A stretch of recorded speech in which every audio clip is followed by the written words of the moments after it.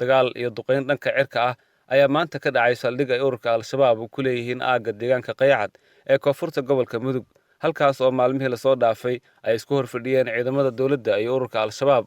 duqeyntan iyo kuwo ka sii horreeyey oo asbuucyadii lasoo dhaafay isla deegaankaasi ka dhacayay waxaa fuliyey diyaaradaha wax duqeeya ee Maraykanka. ilaa iyo hadda ma hayno faahfaahin dhammaystiran oo la xiriirta inta uu la egyahay khasaaraha ka dhashay duqeyntaasi, balse maamulka Galmudug waxa uu sheegay in duqeyntaasi lala beegsaday xarun ama saldhig weyn oo ururka al-shabaab ay ku lahaayeen deegaan hawd ah oo ay ku dhumaalaysanayeen. sidoo kale maamulka Galmudug waxa uu sheegay in ciidamada qaranka iyo kuwa Galmudug oo iskaashanaya ay hadda gacanta ku hayaan deegaanada la duqeeyey. dadka reer guuraaga ah ee ku nool deegaankaasi oo aan qaarkood qadka telefoonka kula hadlay ayaa ii sheegay in ay arkayeen jug culus iyo uuro ama qiiq cirka isku shareertay. wax cabsi ah iguma beerin oo waan filayay in meeshu ay furin dagaal tahay, awalna hore loo duqeeyey. sidaas waxaa yidhi mid ka mid ah dadkii aan la hadlay. dagaalada ka dhanka ururka al-shabaab ayaa hadda ka socda dhowr jiho oo ka tirsan Galmudug. koonfurta gobolka Mudug ayaa dagaaladii ugu cuslaa waxay ka dhaceen maalmihii lasoo dhaafay.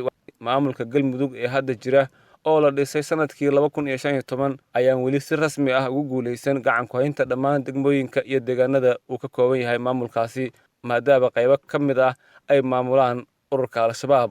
dagaalla oo horey maamulka Galmudug ugu qaaday ururka al-shabaab ayaa wax natiijo ah laga gaarin, isla markaasna hakaday, balse lama oga halka uu ku dambeyn doono howlgalka hadda ka socda deegaanada Galmudug. duqeynta saaka ka dhacday aagga deegaanka Qaycad iyo Hareer Dheere ee gobolka Mudug ayaa noqonaysa duqeyntii saddexaad oo deegaanadaasi laga geysto muddo 3 toddobaad gudahood ah. labadii duqeymood ee hore ayaa dowladda federaalka Soomaaliya waxay sheegtay in lagu dilay hogaamiyaal sarsare oo ka tirsanaa ururka al-shabaab, sidoo kalena lagu burburiyey hub iyo gaadiid fara badan oo ay lahaayeen ururka al-shabaab. wararka qaar aan ka helin deegaankaasi ayaa sheegaya in duqeymuhu ay isbeddel weyn ku abuureen awooddii ururka al-shabaab ay ku lahaayeen deegaanadaas, inkastoo dadka qaarkoodna ay ku talinayaan in la joojiyo duqeymaha iyagoo ka cabsi qaba in dhibaato xun ay ka soo gaarto dadka iyo deegaanka.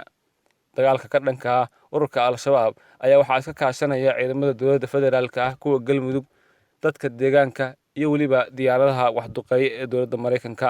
gobolka Mudug ayaa waxa uu ka mid yahay gobollada ay aad ugu xooggan yihiin ururka al-shabaab oo ay 10 sano ku dhowaad haysteen deegaano ka tirsan gobolka.